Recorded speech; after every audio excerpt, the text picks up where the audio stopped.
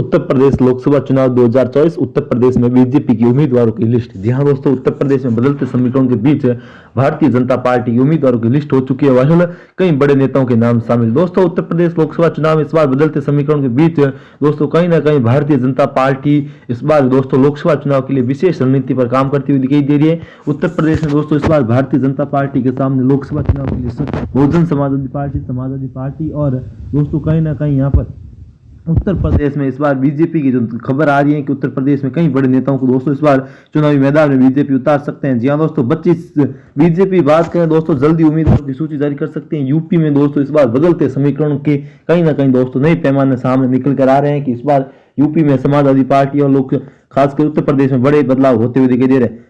साल 2019 के पिछले लोकसभा चुनाव में बीजेपी उत्तर प्रदेश में करीब 49.98% वोट मत के साथ करीब 62 सीटें, उसके सहयोगी दल अपना दल को 1.21% मत के साथ 2 सीटों पर जीत हासिल हुई थी। पिछले चुनाव में बीजेपी ने गांधी परिवार गढ़ माने जाने वाले अमेठी में राहुल गांधी तक को हरा दिया था। बाद में बीजेपी ने लोकसभा उपचुनाव में सपा के 2 और गढ़ों को आजमगढ़ और रामपुर लोकसभा सीट पर सपा से छीन ली थी, लेकिन उत्तर प्रदेश की 14 लोकसभा सीटों पर अभी भी विपक्ष दल का कब्जे में। बीजेपी इस बार लोकसभा चुनाव में अखिलेश यादव गढ़ मैनपुरी, जहां उनकी पत्नी डिंपल यादव को वर्तमान सांसद है, उन्हें 2024 के लिए भी चुनाव में सपा ने अपने उम्मीदवार घोषित किया और गांधी परिवार के गढ़ रायबरेली सहित उत्तर प्रदेश उन सभी 11 लोकसभा सीटों पर जीतने का विशेष तैयारी करी है, जिस पर वर्तमान में विपक्ष दल का कब्जा है। मैनपुरी से अखिलेश यादव ने फिर से अपनी पत्नी डिंपल यादव को ही उम्मीदवार बनाया था। वहीं रायबरेली से जहां से वर्तमान की सांसद सोनिया गांधी बारे में कहा जाता है कि इस बार वह बजाय प्रियंका गांधी चुनाव लड़ सकती हैं। जी हाँ दोस्तों, देश की जनता को एक संदेश देने की कोशिश। वैसे तो बीजेपी पिछले लंबे समय से देश भर में लोकसभा जिन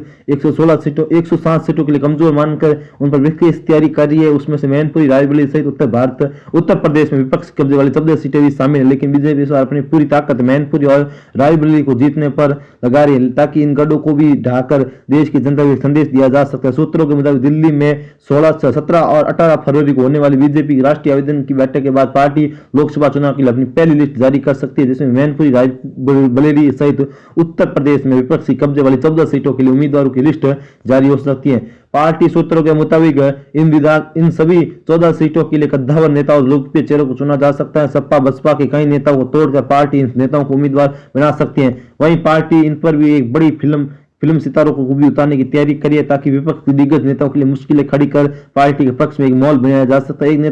एक नेता जयंत चौधरी की पार्टी राष्ट्रीय दल में शामिल कर उन्हें एनडीए गठबंधन के उम्मीदवार पर चुनाव लड़ा जा सकता है। आपको याद लगा कि बीजेपी ने उत्तर प्रदेश में इस बार करीब 80 लोकसभा सीटों पर अपनी जीत का लेकर पूरी की पूरी तैयारी करते हुए दिखाई दे रहे हैं। जी हाँ दोस्तों, उत्तर प्रदेश का ये वीडियो आपको कैसा लगा कमेंट करके जरूर बताएं। फिर मिलेंगे नए और फ्रेश